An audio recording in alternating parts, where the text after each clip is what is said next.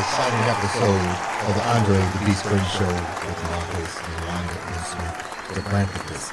We're once again celebrating Black Music Month, and I am privileged to have coming through those doors the legend, the general, the master, the artist. The list goes on.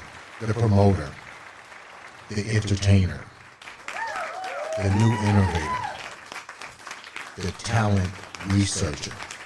The list goes on. Welcome to the studio, my man, Sid, Uncle Jamz Johnson. Did I do it right? Hello, everybody out there. Man, he gave me so many titles until I was like, But can I live up to that one? you've already lived up to him. Well, I don't know about a couple of them that you gave me. I'm not so sure about that. They're still works in progress, you know.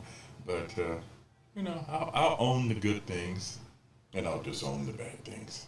We're going to talk about the ones that you own, the one you disown, the what, the who, what, why, and how. So tell the viewers a little bit about you, because I mean, this episode is a little bit different. I'm not going to control the narrative, and the reason for that is pretty simple. I don't know all there is to know about you. Your bio was like, did you get my bio, Andre? Yeah, I got the book. So instead of me talking about the bio, I want to make this episode more about you telling us the history of music, your role in music, and then I will ask the questions as you take control of the Andre the Beast Crayton Show. Okay. I was told, and I have no memories of this, but I was told by some family members that I used to like Elvis Presley.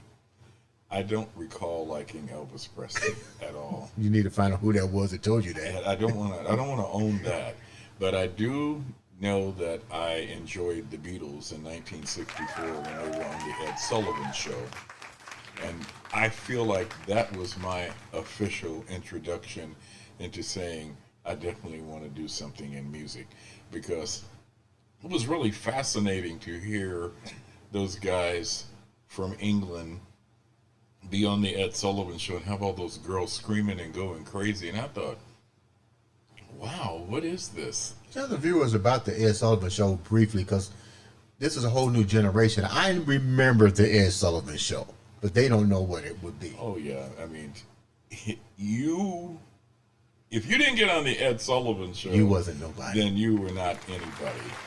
And everybody was on the Ed Sullivan Show. And sometimes the Ed Sullivan Show was overbooked. It was kind of like a star search before Star Yes. Search. I remember the late, great, the Queen of Soul was booked on there, and they overbooked, and she got bumped, and she left out of the studio crying. She was only like 18 years old when she got her major label record deal, and they put her on the show. And according to the story that Aretha told, she said they told her, could you change gowns? That first one is a little too low cut, showing too much cleavage. So she said luckily she had another gown and changed. Then the next thing she heard on the voice coming over the intercom back in the dressing room, we're sorry, Miss Franklin, we've overbooked tonight, so we will not have you on the show. And she said she left out crying. Man. So that's how significant the Ed Sullivan Show was. Right. And she said many years later she got a correspondence in the mail talking about her check, and she thought, well, I didn't even appear on the show, but I sure will take the check. Who's going to turn down some money? Yeah, right, exactly. And I remember that show, and I remember watching that show all the time. I saw James Brown on there. I saw the Temptations on there. So for me, it You wasn't... know what? It was the first time I saw the Jackson 5. Okay. And it wasn't just about the impact that the Beatles had. It was the fact that being able to see that miscegenation of all those different genres of music, and that had a great impact on me. I grew up in a typical black household in Indianapolis over by Crown Hill Cemetery on Boulevard Place. Okay. And in my household, there was Mahalia Jackson playing on the record player. For you young people who don't know what a record player is, that's what we had back in those Wax. days. Yeah, there was, like I said, Mahalia Jackson, there was Dinah Washington, there was Lou Rawls, there was B.B. King, there was Bobby Blue Bland, there was Cannonball Adderley, Shirley Scott, Wes Montgomery, all of these kind of things in gospel, blues, R&B, and jazz played in my household. I tested very high, and they came to my home to discuss with my family what high school I should go to, Right. whether I should go to Brebeuf, College Preparatory High School, and now they had turned Shortridge High School into a college preparatory high school. It was actually walking distance for me. And I didn't like the concept of going to Brebeuf because they had to wear uniforms. Right. And I was hoping that my mom and everybody wouldn't make me go there. What's your thing with uniforms? I just thought that was not even what I want to do, the uniforms. Okay. So then they chose Shortridge, and I got accepted into Shortridge because I tested so high, and it was a college preparatory high school. They were a little bit afraid of me because, I'm not trying to toot my horn, but I tested as having a super genius IQ. And you don't want to toot your horn? Yeah. You should be Honk, tooting. honk. So then the sad part for me was after being accepted into Shortridge High School, my mom decided she wanted to marry this man, she thought, and he got this relocation out in Seattle, Washington, and she said, we're moving to Seattle, Washington. So my freshman year of high school, I actually lived in Seattle, Washington. Okay. And in Seattle, I got exposed to a whole different kind of a culture. That's where I made a few friends out there, and we went to some of the rock concerts and different things out in Seattle. It was just totally different than living in Indianapolis. And one of the most essential things musically that happened to me in Seattle was, I have to go back to Indianapolis to tell the story of how it relates to Seattle. In 1964, my mom had gone to Chicago with her boyfriend, and we went to the Regal Theater. The Regal Theater was like a landmark of having great R&B shows back in the day. Okay. And they had the Temptations, the Vibrations, Junior Walker and the All-Stars, the Contours and the Marvelettes, and Aretha Franklin on this show. And Aretha Franklin stuck out in my mind because there was this lady with this low-cut gown on, and she sat down and played the piano, and I kept asking my mom, who is that lady? And my mom kept telling me that's Reverend C.L. Franklin's daughter. And I'm like, who's Reverend C.L. Franklin, But all night long I was amazed by her. So that was the night she was crowned, as a matter of fact. I was in the audience the night when they crowned her. And so when we moved to Seattle, she was on Dick Clark's American Bandstand. And Oh my so God, I haven't heard that name in forever. What, Dick Clark? Yeah, the American Bandstand too. Right. So I was in the room. I ran to her. I said, Mom, there's that lady we saw in Chicago 3 years ago, And she said, yeah. And this is when she did I Never Loved a Man in Respect. And then I was hooked. Aretha Franklin has always been my favorite vocalist and one of my top 2 favorite musical people. So I was just like, okay, this is it. So music, after having seen the Beatles, James Brown, the Temptations, the Jackson 5, all of that from 64 forward. Then I'm living in Seattle. I see Mitch Ryder and the Detroit Wills, who had a song called Devil with the Blue Dress On. Well, I like that song. Yeah, I saw all that out in Seattle. Then here's Aretha Franklin, now the Queen of Soul. So I'm just totally addicted and baptized in music at this point. And so then when we moved back to Indianapolis, we only stayed out there for 1 year. Then I went to Shortridge, and I fell rightfully into my place of being in the college preparatory high school. And did your IQ stand out? yeah. I was a member of the National Honor Society. Okay. Thank you very much. Toot your horn. Hong Kong. So then, being that Shortridge was a college preparatory high school, there were a lot of Caucasian kids that went there because this was Indianapolis's great experiment. Okay. And I used to get permission from my mom to go to some of the doctors and lawyers and Indian chiefs mansions up on Meridian for their parties that they'd have. Yeah. And one particular night, I went to a party at the Streeter's house, Dr. Streeter, and he had an older sister that Tom Streeter, I think, was the guy that I was in class with. He had an older sister named Betsy Streeter. And I asked, could I use their restroom? And they told me it was upstairs. So I went upstairs and I used the restroom. And as I was walking down the hall, I glanced over to my right, and it appeared to be a girl's bedroom, and it was Betsy's bedroom, but I didn't know it.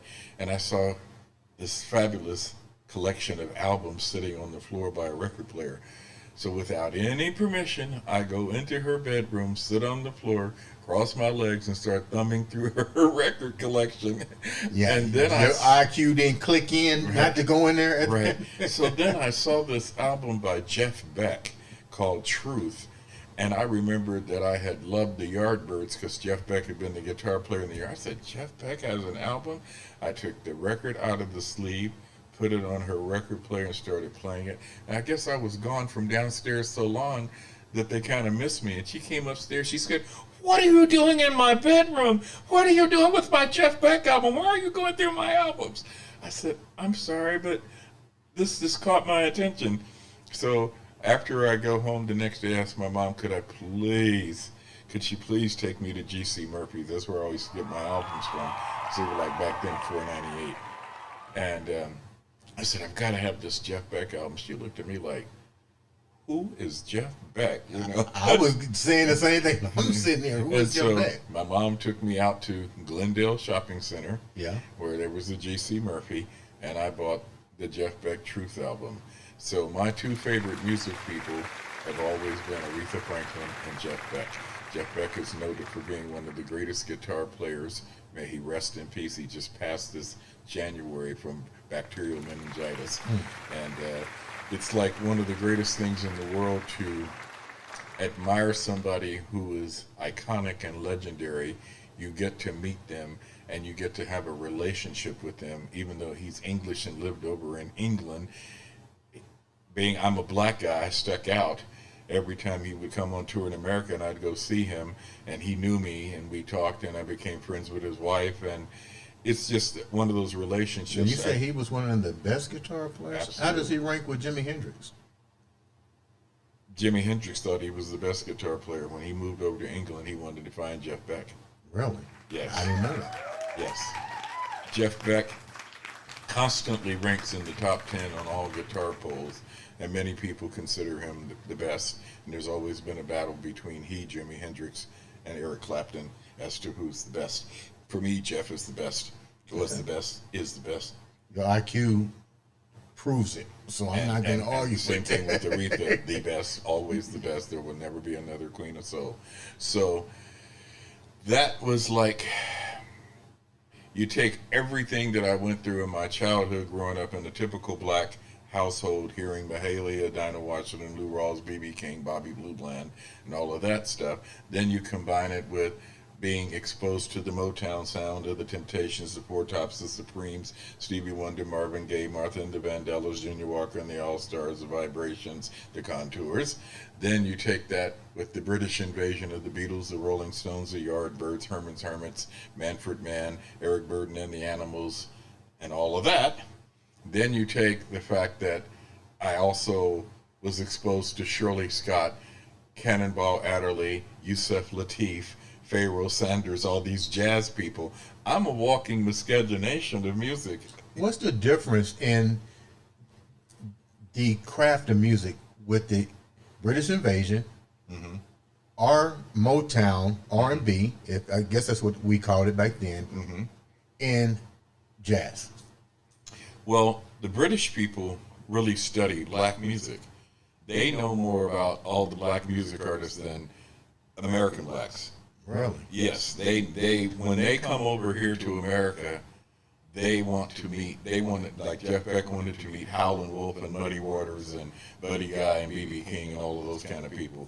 That was an honor to them. Today's young black kids don't even know anything about the names that I just mentioned. Right. I mean, their heroes are Lil Wayne and Gunna and Hey, I like some Lil Wayne now. You know, and I'm not throwing hate at any of the people that are their heroes. Every generation has the things that they like. But if people are listening to what I'm saying, I'm a miscegenation of it all. And I think that's what's missing with a lot of the young people today. Just going to ask you that. Only focus in on one type, and they don't have any variation. It's just the same as if you were to feed your kid Burger King every day. How horrible that would be. If you need a variety in your life, you have a right to like what you want to like, but at least be exposed to the other things, you know. So I've been exposed to it all. I've heard some really crappy music in every genre, and I've heard some really good music in every genre. So I'm at the point in my life now. Hold that thought. How do you determine really crappy music and really good music? Trust me, I know. Your IQ validates it, right?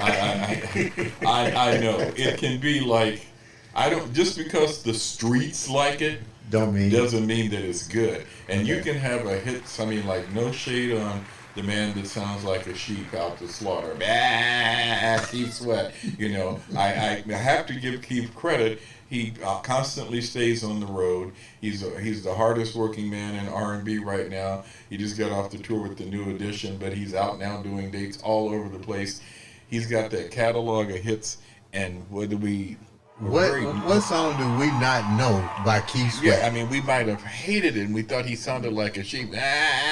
But we was humming it. They kept playing it over and over and over until I want to give you my life. I mean, you just start, it's just there, you know, you can't do anything about it. So this is what happens with a lot of the young kids of today.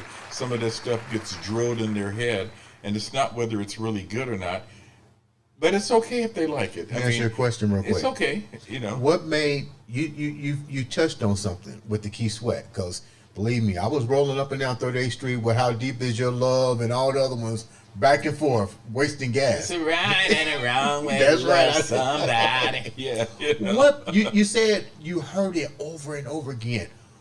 What's the difference between what he did versus what you're trying to educate the young up and coming artists today?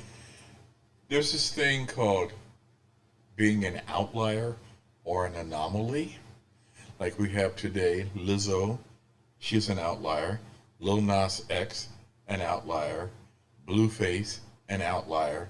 There are people that come along every once in a while, and you just kind of wonder, what made them really click? Right. So when you look at all of the R&B singers during the same era of time that Keith Sweat hit, there were certainly people that, as singers, could sing a lot better. But and the same could apply to Mary J. Blige, because when she first started hitting, she had a big problem with pitch, and some of her producers were taking samples, mixing in with live music, and there would be 3 different keys. She's singing in one, the samples in one, and the live musicians are playing in another. But the stuff felt good to people. It resonated, like the black women that had gone through abuse and troubled relationships, and that heartache and pain, they could relate to Mary. And so the songs that Keith Sweat had, like I Give You All My Love, Right and Wrong Way to Love Somebody, I Wonder, those things, you know, they resonated with people. And see, what we have nowadays, we don't have a lot of songs that resonate with people. This stuff seems like it's just like factory driven, like it's automation, you know, it's too much. There's no heart and soul. What do you think made Mariah Carey so extraordinary in the brief time that she was? No disrespect to her, but I really didn't, and I'm not a vocalist, so I don't know, but the high-pitched screaming, I thought that was cool, but I really wasn't resonating to any of her music. Mariah is, and I can't throw any shade at Mariah because that I have a piece of her big hit, We Belong Together, and I thank you. I was able to buy a lot of furniture and stuff off of that. Love you, Mimi. But I could say that she sort of was an anomaly as well. When she came, what was her clique? When she came along, the first thing, people couldn't tell whether she was black or white. That was confusing to people. And she had these tunes that were very well crafted, and hit that commercial spot on people. And Okay. they played her like crazy. Whether you really liked it or not, you heard it all the time. And then when she would do the whistle notes, that's what you call that she does, they'll be like, oh my God. Yeah, that's So, what I said. you know, I was when like, she oh. whistle noted, it was over. She can't dance a lick. You know, it's like you're just totally floored by the whistle note and then the crafting of the material. There are musicians and people that can really sing, like Layla Hathaway can really sing, but she's never had a hit. You know Why? why? And you're I mean, I know it's a hard thing to Probably it's answer, because she's goes over the head of the regular commercial listener. okay. If you listen to commercial radio, many of the songs are in the same beats per minute to play behind each other, and there's a similarity between them. When you put Layla Hathaway in there with that mix of songs, it sticks out like a sore thumb. It doesn't sound the same. She's a little too good for commercial radio. Tell me, since we just mentioned some of these artists and the legends, what are some of the who are some of the legends that you've learned from, that you've worked with, and what did you get from? What lessons did you get from working with these individuals? I've worn so many hats in this music game. Like when I was in high school, I was a journalist and wrote for the school paper, and I did a music or an entertainment column in high school. And I would go to concerts and interview a lot of the rock stars of the day. Like I interviewed the Grassroots and Paul Revere and the Raiders and people like that that were really hitting in the late 60s. Then when I went off to college, I did the same thing. And I would go interview the rock stars like Johnny Winter, Edgar Winter, Rick Derringer, the Ides of March, Blood, Sweat, and Tears. I also interviewed B.B. King, Billy Jackson, Eddie Harris. I've been up close and personal. I have a list yay long. Yeah, I saw that list of all the people that I've dealt with. So I learned a little bit from all of them. I mean, I've gotten some incredible stories from some of the people, of some of their struggles and what they've gone through. Then I become really good friends with some people that were not legends when I started being their friend, but they have turned into being legends. Give me an example of the ones that you're talking about. Babyface. Tell me the journey there real quick. I met him when he was a teenager. I was doing some dealings with his older brother, Melvin Edmonds, may he rest in peace, who was also became a member of the group After Seven. And I had to take some material out to their home on the northwest side of Indianapolis for Melvin to learn some songs in this band that we were doing a couple of special shows. And that's when he sort of introduced me to his younger brother, Kenny, at that time. Little could I have thought 3 years later I'd be his manager in the group called Manchild. You know, it's just like, I remember that little boy. Yeah. The week that Kenny graduated from high school was the week that he joined Manchild. And I had to go out and meet with his mom, and she said some very choice words to me about I better look after her son because we were going out of town and stuff like that. And I'll never forget that conversation. I knew that it was something very special about him. Early on, I could see that he had the gift, he could write, and it was really inside of him. I remember in 1980, we were at his mom's home looking at Saturday Night Live, and Aretha Franklin was on Saturday Night Live performing, and he said, I want to write something for her one day. And who could have thought that some 12, 13 years later, he would be writing and producing for her. Wow. You know, somebody can look at that as he speak it into existence. You know, many of the people that he dreamed of meeting, he ended up meeting them, and not only meeting them, but he got to write and produce them. So that's watching somebody that you've known from being a kid turn into one of the most iconic and famous songwriters of all time. Who else is legendary? There's the leader of Manchild, Reggie Griffin. He's legendary. Most of that music on Sugar Hill Records, the Sugar Hill Gang, Apache, and all that stuff. He played the instruments on all that stuff. He played all the instruments on Shaka Khan's version of "I Feel for You." He even wrote the rap that Melly Mel did. There's Midnight Star.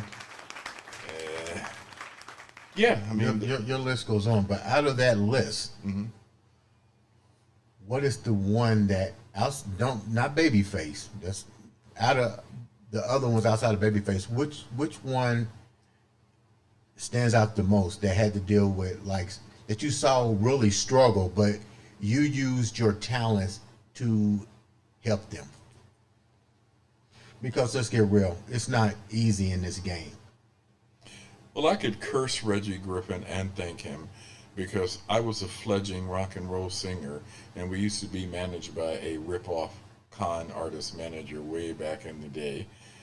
And I went to see the Average White Band at the Indiana Convention Center in 1975 in September. And lo and behold, the opening act was this group called Manchild. And I remember looking up there and said, oh, there's that boy Reggie Griffin that I know a little bit, and we were managed by the same guy. So I went up and spoke to them after the show was over, and Reggie kind of asked me what was I doing now. And I said, well, I had just formed a new rock funk band with a cousin of mine out of Danville, Illinois. But after seeing you guys, I'm throwing in the towel. We can't hang with you. Y'all bad. He said, well, here, take my number. Do me a favor and call me tomorrow. There's something I want to talk to you about. So I kind of went home and thought, what in the world does he want to talk to me about? Right. So when I called him, he said, I got this idea about, you joining the band and playing Briefcase. And I thought, what is that? So they were getting ready to play at this place called Gordy's Lounge up at 38th and Sherman Drive. They were doing a residency there for a week. Okay. So I went up to Gordy's Lounge to see them, and this was like not from them being the opening act on the Average White Band show. This was a night where they do 3 sets, and I got to see them in full force. They were just really bad. So they told me to hang back after the night was over, and you got the cleanup crew and everybody putting up stuff. I'm the only person sitting in there besides the band who's gone downstairs, and I'm like, what is going on here? Then they came up and they all surrounded me. I thought they were getting ready to jump me. They said, we just went downstairs and voted, and you're our manager now. I was like, I didn't audition for being a manager, but that's what he meant by playing Briefcase. Did you have any experience at that time other than... Well, he knew of my abilities because I had booked another band that he was in called the Soul Continentals at my college on a show, and he knew about my journalism, and he was like extolling about, you're the only person I know at your age that knows business and knows that kind of thing. And I would do writings about the business of the music, so I was already, I guess we're going to talk about that IQ, I was already there, I remember when I started managing Manchild, I told him, I said, well, I appreciate you all wanting me to do this, but we've got a problem. I said, because I'm already booked on a flight to go and visit a friend of mine out in South Carolina, because when I used to live in San Antonio, Texas, when my dad was stationed in the Air Force, he was friends with Sergeant Richburg, and Sergeant Richburg had some sons and daughters, and I became friends with them, and their family moved back to South Carolina, where they were from after his journey in the Air Force was over. So I was going to go visit my boy that, stayed in South Carolina, because I'd never been to South Carolina. So I was like, well, y'all got these couple of gigs coming up while I'm going to be gone, and I don't know if I can take the response. They said, it'll be okay. Just call these club owners and introduce yourself and tell them that you're manager now, and you can designate one of our roadies to just handle some of the little stuff in your absence. Man, the club owners did not like me. Because when I called them, I was saying we're going to have contracts now with contract writers, and they called Reggie and said, who is that British proper talking MFer? Is he white? What is it? And they were like, well, no, we want to do this. Reggie said, hey. And I told him, I said, there's a new sheriff in town now.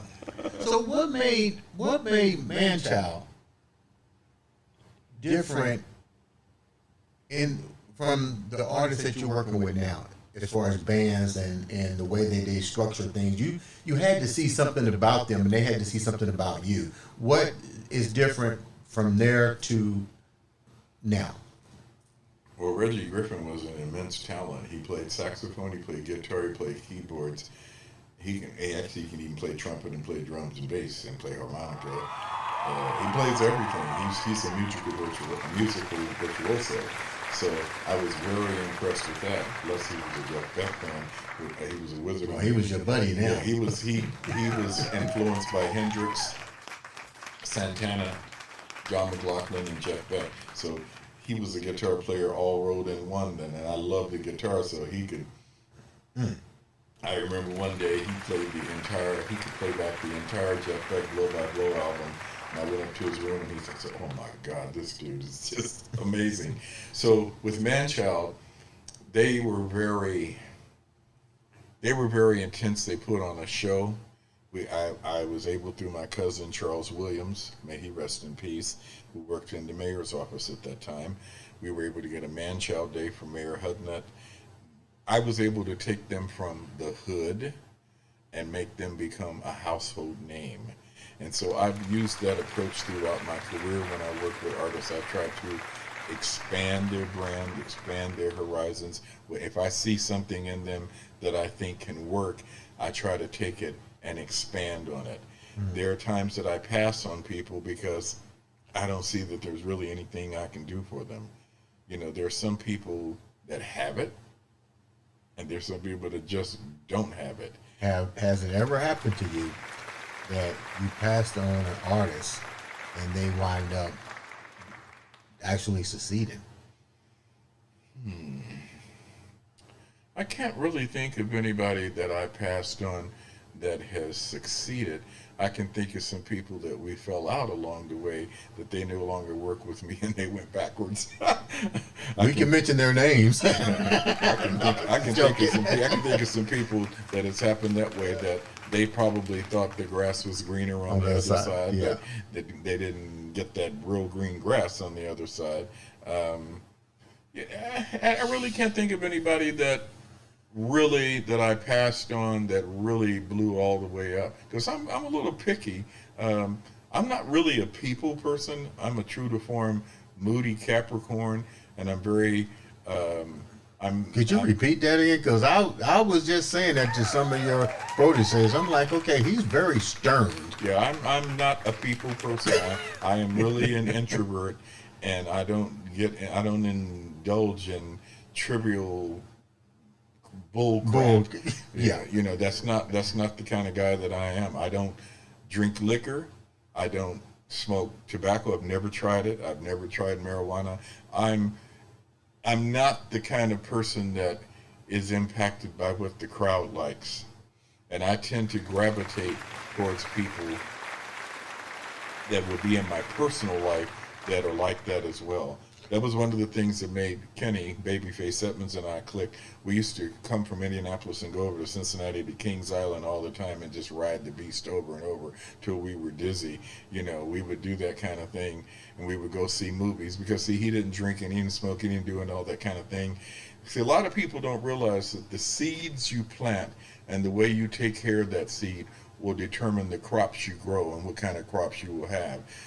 A lot of the musicians that were really good in Indianapolis back in the day, from the Manchild days forward, were good musicians, but they had baggage. They had a lot of kids by a lot of different women. They had child support issues, or some of them may have had drug abuse problems or alcohol problems. And Kenny never had any of that. That's why he was able to have a leg up on all the other people that sometimes they hate on him because of his success and feel like he should come back to Indianapolis and wave a magic wand and help everybody. But when we moved, I helped him drive to LA. Oh my God, the worst thing in the world, that drive. When he moved out there in 1985, I think it was, he didn't have baggage.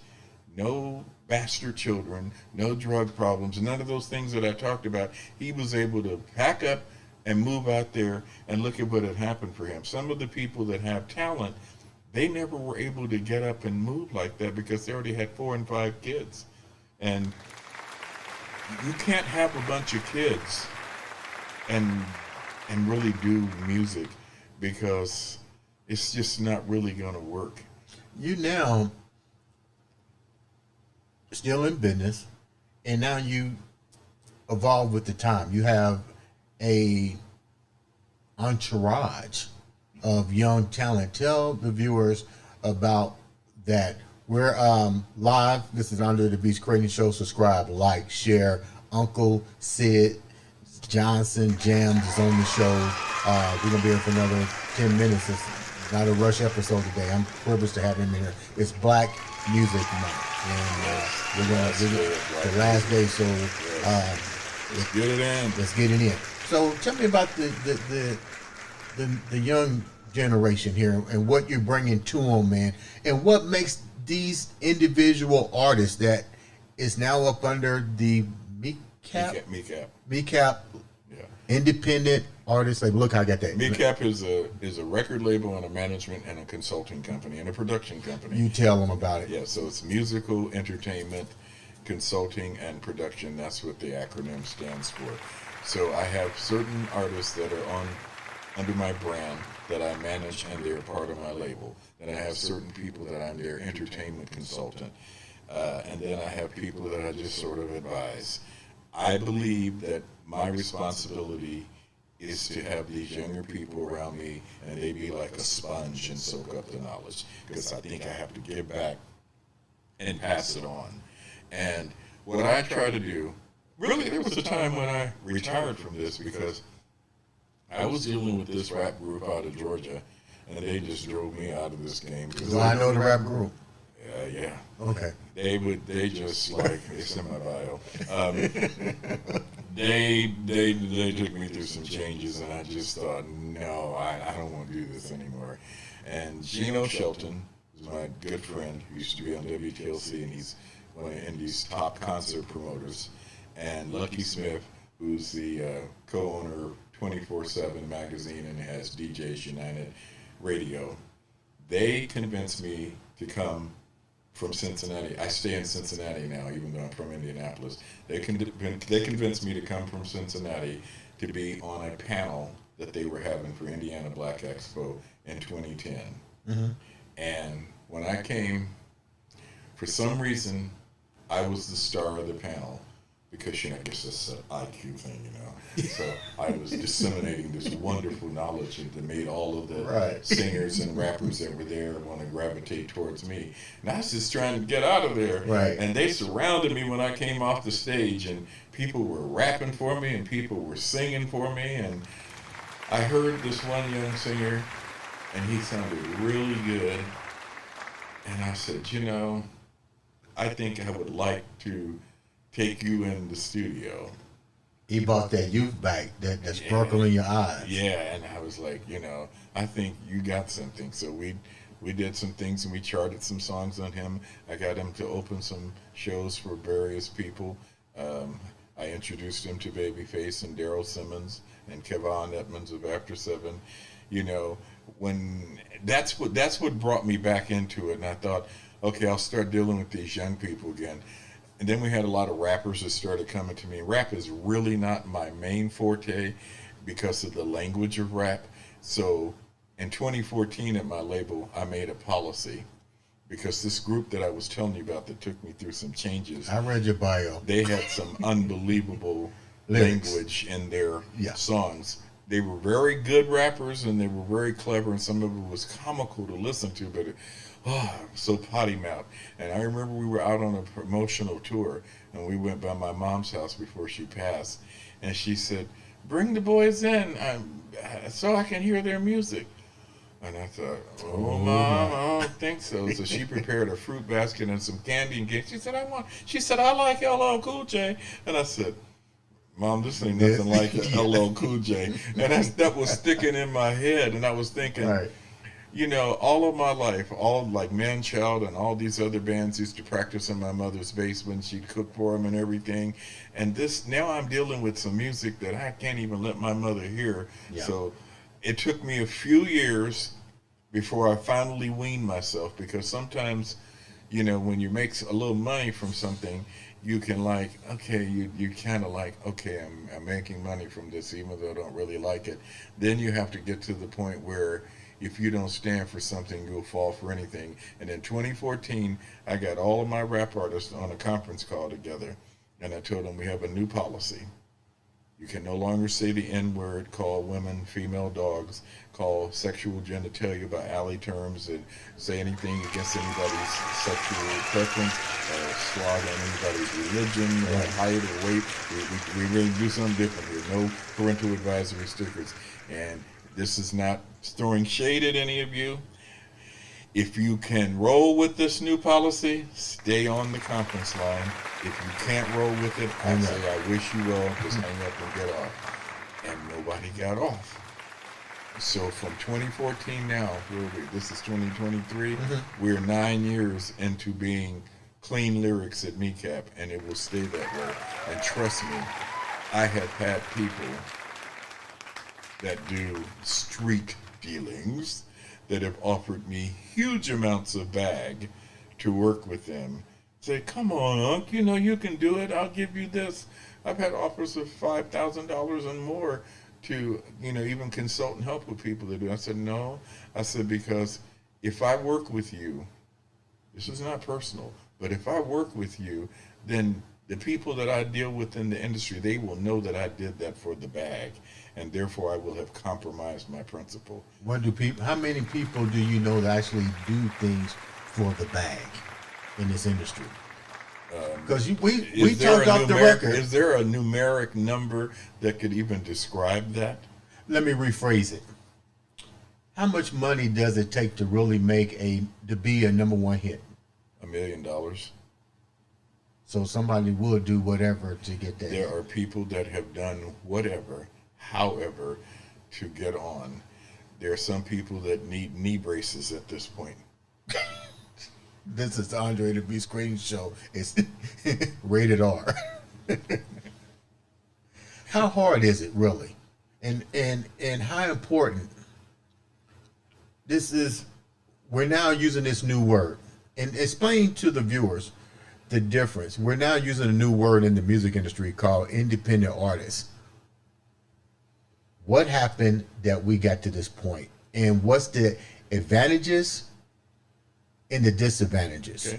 Okay. When I first got in the music business, there were 9 standalone major labels.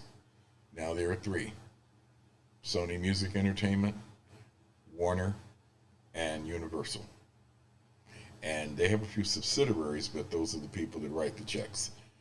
So, having said that, with streaming being the way that people hear their music for the most part nowadays, the major labels no longer have the hold that they used to have. There's more talent, there's more artistry than what they can handle. And they are not going to do a deal with you unless you have blown yourself up into the smithereens as an independent artist. In other words, they don't do development anymore like they used to when it was 6 or 7 of them, past the days of there being 9. So, having said that, the only way people can really get their musical talents, the output there now, is you have to do it yourself. And the difference between a major label and an independent artist is independent artists, they got to dig in their own pocket and do it. And you can go as far as your pocket can take you. That's the truth. You see, when you were at the major label, you're counting on somebody else's pocket to take you there. And you don't make any money at a major label until their pocket has been reimbursed. So people didn't understand the record labels give you money in advance. Yeah, it's just like if you go to the mortgage company and get a house, or go to the bank and get a loan on a car. You say it's my car, but it's not really your car, because guess what? If you don't make those payments, you know what's going to happen. It's going to get repossessed. So what do the major labels do? They own your masters. Then why are these the rappers that we see on the social media riding around in Lamborghinis, flying in helicopters? Rick Ross just bought a Lamborghini boat. Well, some of those people, if you're talking about a music video, then some of that stuff is rented stuff for the purpose of that video. They don't really own it. Okay. Someone like Rick Ross, he has amassed a great amount of wealth, so he does own that.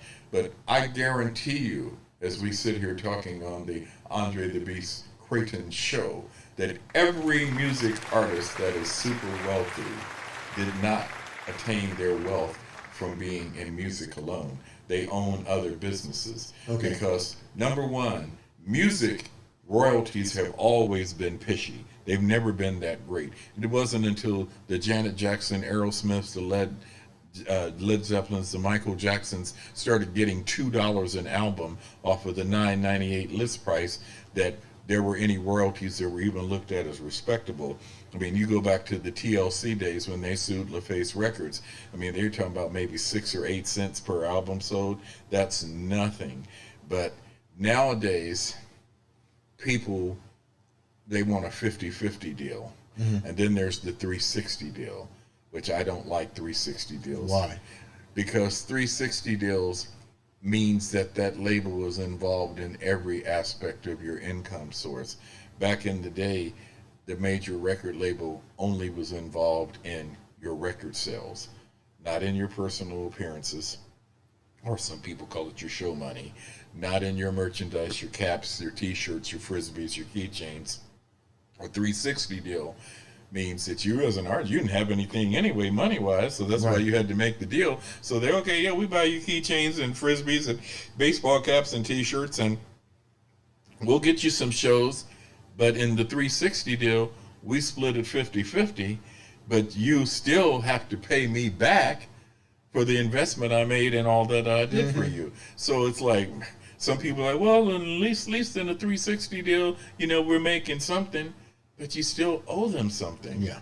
So, you know, and then and they definitely want half of your publishing, so they're going to own half of that copyright, you know, and these are things that you have to know. And I find that a lot of young people that make this music and put it on SoundCloud and what have you, they're not getting their stuff properly mixed. It's not mastered. They don't belong to a PRO. You say, what is a PRO? That's a performing rights organization. That's BMI, ASCAP, and CSAC. They don't get their music encoded with MediaBase. So therefore, some of them even get some kind of airplay on one of the PROs, and they never get a check, and they'll say, well, you know, my record played on the radio or played here or there, and I never got a check. I said, is it encoded? They look at me like I was speaking Russian. What is encoded? Well, an encoding helps your record pick up a detection, and that's the only way the PRO knows that you're getting spins in order for you to get a performance royalty check. So if your record is not encoded, you will not make a pauper's penny. How important is it to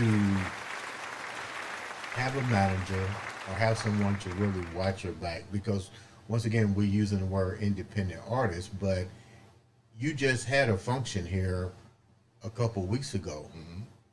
How was it received? And what's I know this is like hypothetical question, but how many people actually succeed?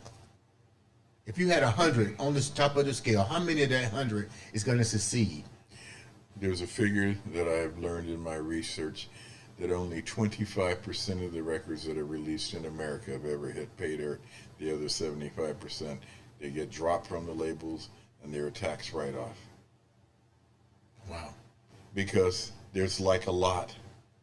There are some 65,000 records. We call everything records nowadays, even though there's not wax, but there's some 65,000 pieces of music uploaded to Spotify every day.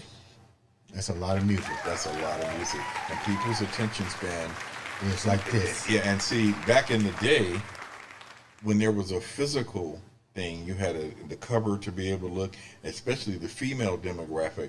You're not going. That's why Betsy was so upset, because I'm touching her album. That's like mine. You know how that is. Mm-hmm. Like, imagine somebody like an L. DeBarge or Al B. Sure or who else is a heartthrob artist back in the day? Johnny Mathis. I'm just pulling names out of that. Somebody was a heartthrob artist.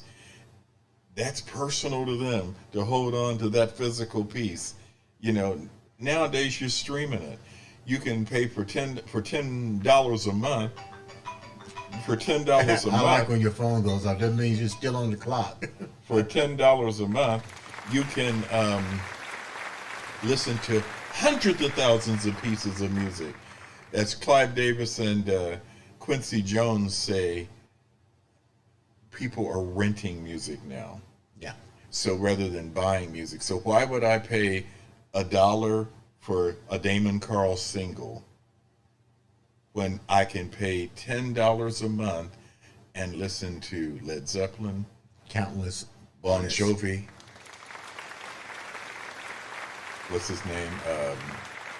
Giveon. I can listen to The Weeknd. I can listen to Babyface. I can listen to Aretha. I can listen to I can listen to anybody I want to listen to, and not only, and then I can listen to Damon Carl over and over and over, because you can keep on listening over and over and over. And if you have the right type of ability in your engineering skills, I can run a stereo patch cord and record his thing and put it in my computer. It's the same as if I bought it. And if I'm around Wi-Fi, I don't even have to do a streaming thing. I can go on YouTube and hear every piece of music on their audio. So before we wrap up, hold on, let me say this. Okay, go ahead. 0.0003 cents for a stream. I've had some artists that have had 100,000 streams on their record. That's worth about $350 only. But if people had to still buy a physical single, they'd make $100,000.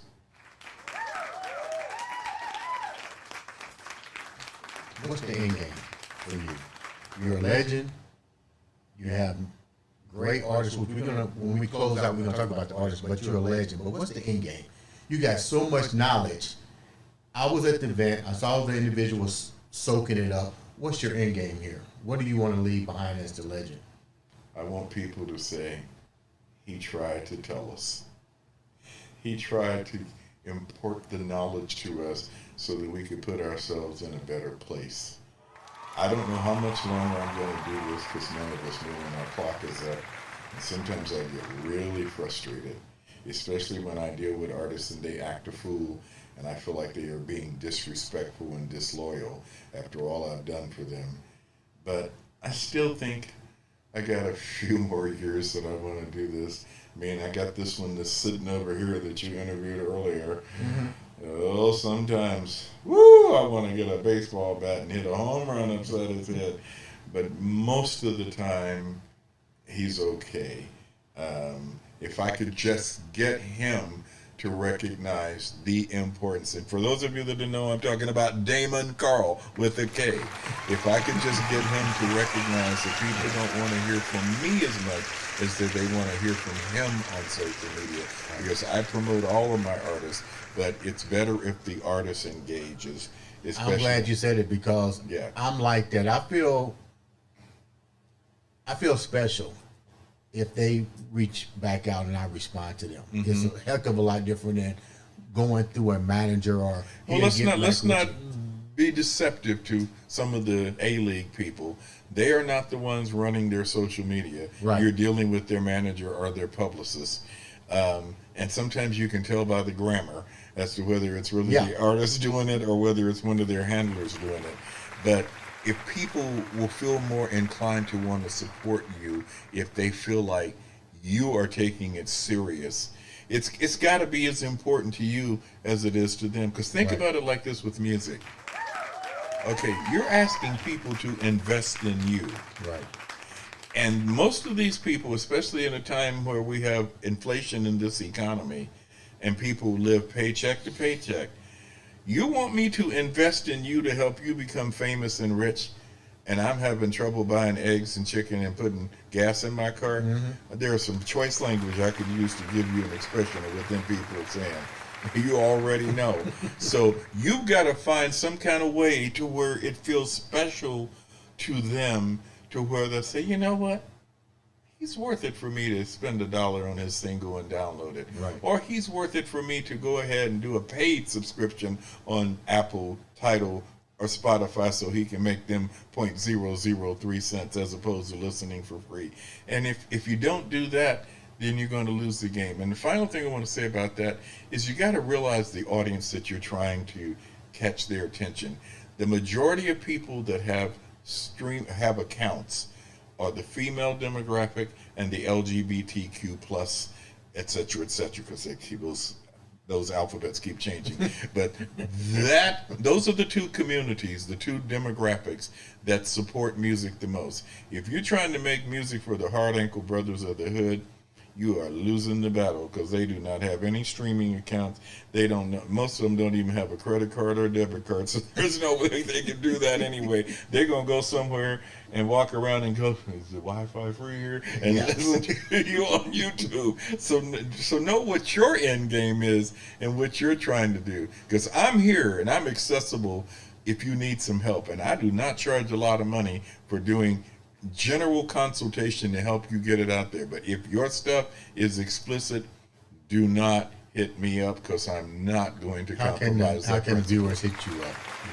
I'm on Instagram as, well, first of all, Mecap Music has an Instagram page, MECAP Music. Then I have a Instagram page, which right down today is public, but that could change. It's Uncle Jamz with a Z and an underscore. That's UNCLEJAMZ_. And then I have a Facebook band musician page, Uncle Jamz, but there's no underscore, UNCLEJAMZ. Mecap has a business page on Facebook, Mecap Music and Entertainment. That's MECAP Music and Entertainment. And those are the ways that you can hit me, because if you hit me on those things, you can find an email address. And if you're not in my priority folder, you'll probably go to spam, because if you start hitting out with sup, what's up my end, you know, that ain't happening.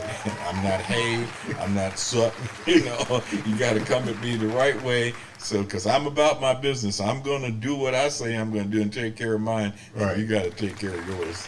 Before we wrap up, who are some of the artists that you have up under your company? My current roster would be Damon Carl, Sasse,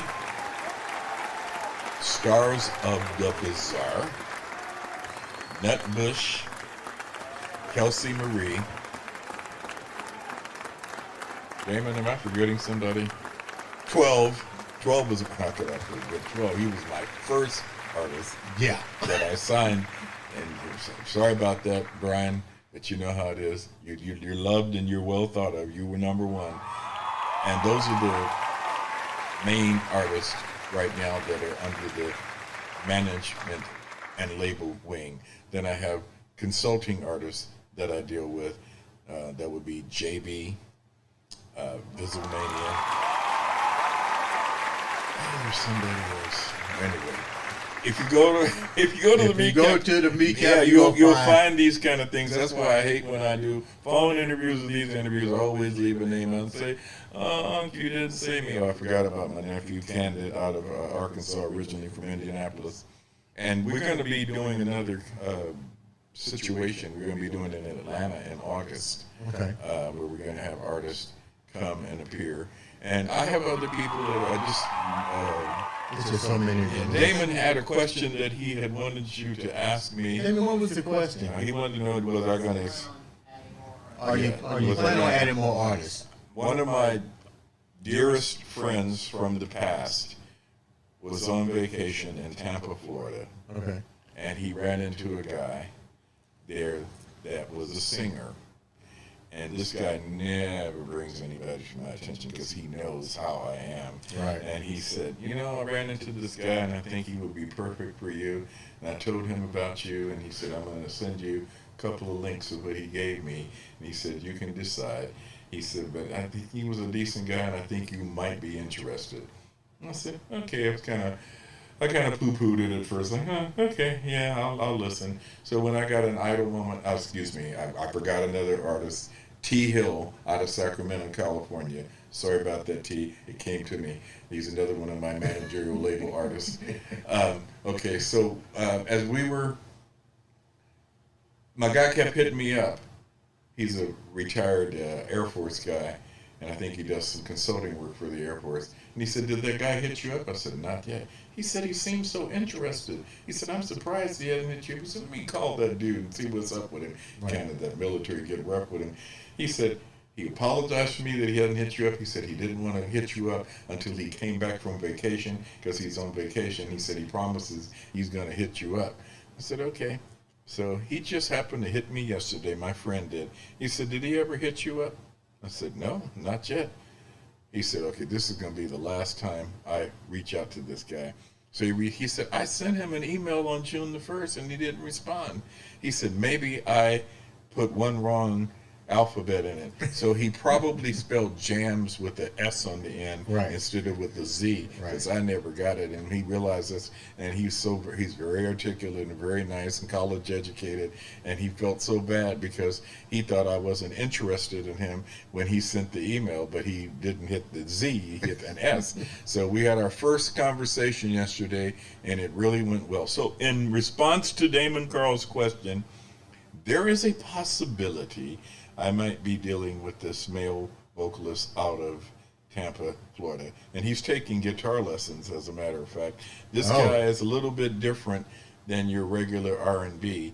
He's the kind of a person that's visionary. He likes The Weeknd, he likes Daniel Caesar, he likes Giveon, and another artist that I never heard of that I can't think of his name. He wants to be like a Prince person. He doesn't want to be pigeonholed into one genre of music. He wants to do a more universal sound, and I had to give him a reality check and tell him, as long as you black and you walk the face of this earth, if you don't make some music that appeals to your kind first, you cannot come out of the box as an independent artist and appeal to the other ethnic groups and other races. It doesn't work like that. He understood that and he got that.